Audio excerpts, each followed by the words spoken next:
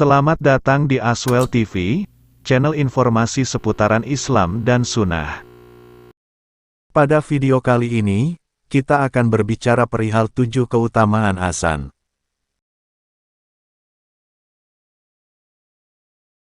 Yang pertama, semua makhluk yang mendengar azan akan menjadi saksi bagi muazin pada hari kiamat.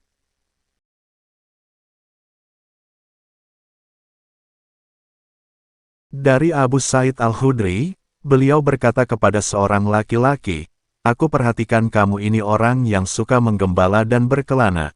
Maka jika kamu sedang menggembala kambingmu atau sedang berkelana, maka azanlah dengan azan seperti sholat, tinggikan suaramu dengan azan, karena sesungguhnya semua yang mendengarkan azan, baik dari golongan jin dan manusia dan apapun saja, mereka akan menjadi saksi bagi muazin pada hari kiamat nanti." Abu Sa'id berkata, "Aku mendengar hal ini dari Rasulullah." Hadis riwayat Al-Bukhari. Yang kedua, setan menjauh saat mendengar azan. Dari Abu Hurairah radhiyallahu anhu, ia berkata bahwa Nabi Shallallahu alaihi wasallam bersabda, "Apabila azan dikumandangkan, maka setan berpaling sambil kentut hingga dia tidak mendengar azan tersebut. Apabila azan selesai dikumandangkan, maka ia pun kembali. Apabila dikumandangkan iqomah, setan pun berpaling lagi. Apabila iqomah selesai dikumandangkan, setan pun kembali. Ia akan melintas di antara seseorang dan nafsunya. Dia berkata, ingatlah demikian untuk sesuatu yang sebelumnya dia tidak mengingatnya." Hingga laki-laki tersebut senantiasa tidak mengetahui berapa rakaat ia sholat. Apabila salah seorang dari kalian tidak mengetahui berapa rakaat dia sholat, hendaklah dia bersujud 2 kali dalam keadaan duduk. Hadis riwayat Bukhari nomor 608 dan Muslim nomor 389. Ibnul Jauzi mengatakan, suara azan membuat setan takut sehingga pergi menjauh, karena dalam kumandang azan sulit terjangkit riya dan kelalaian. Hal ini berbeda dengan sholat.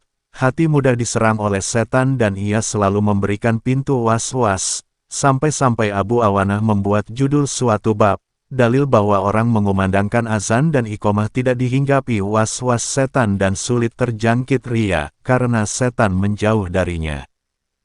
Yang ketiga, muazin menjadi orang yang istimewa pada hari kiamat.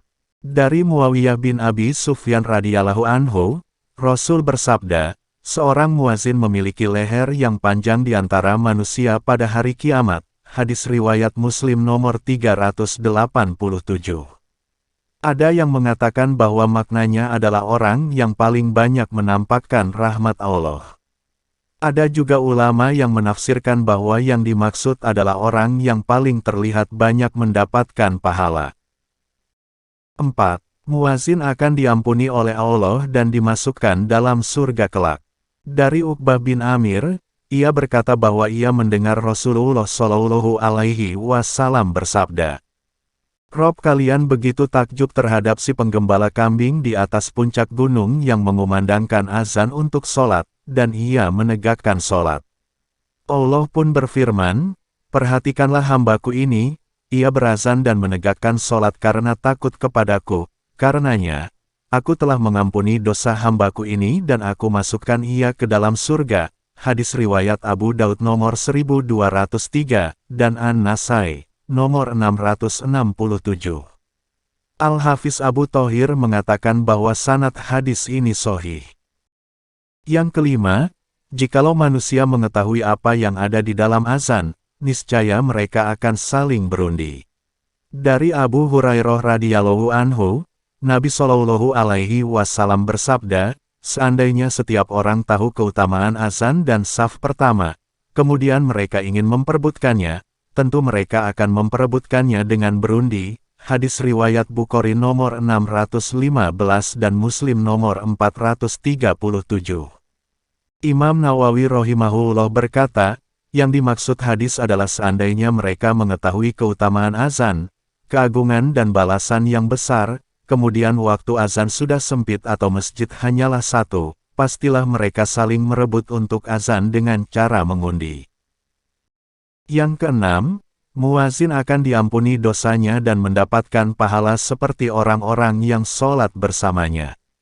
Rasulullah Shallallahu Alaihi Wasallam bersabda, "Sesungguhnya Allah dan para malaikatnya akan bersolawat untuk orang-orang yang berada di saf terdepan, muazin akan diampuni dosanya sepanjang suaranya, dan dia akan dibenarkan oleh segala sesuatu yang mendengarkannya, baik benda basah maupun benda kering, dan dia akan mendapatkan pahala seperti pahala orang-orang yang sholat bersamanya." Hadis riwayatan Nasai. Yang ketujuh, Nabi Shallallahu Alaihi Wasallam mendoakan imam sholat dan muazin.